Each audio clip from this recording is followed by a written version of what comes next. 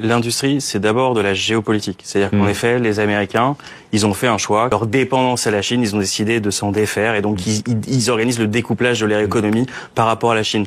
Qu'est-ce que ça veut dire pour nous, la montée du protectionnisme américain? Ça veut aussi dire que les produits chinois, si nous ne faisons rien, ont un point d'arrivée naturel qui est l'Union européenne. Comme ils n'arrivent plus à s'écouler aux États-Unis, il faut bien qu'ils trouvent un marché. D'accord. Et pourquoi je dis que c'est aussi de la géopolitique? En fait, on peut pas se borner à juste dire c'est moins cher donc on produit là-bas. Il faut quand même se dire que les pays dits anciennement industrialisés, c'est comme ça qu'on qualifiait les pays occidentaux, ont accepté de délocaliser tout leur appareil productif dans une dictature autoritaire à l'autre bout de la planète. Il faut quand même que ça nous fasse réfléchir sur ce que ça signifie en termes de modèle.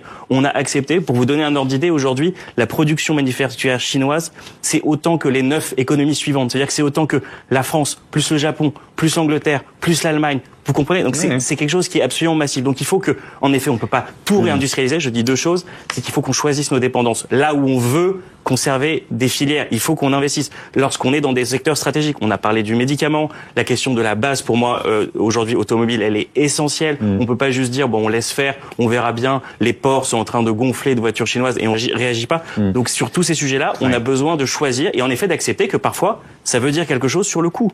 Il faut le dire.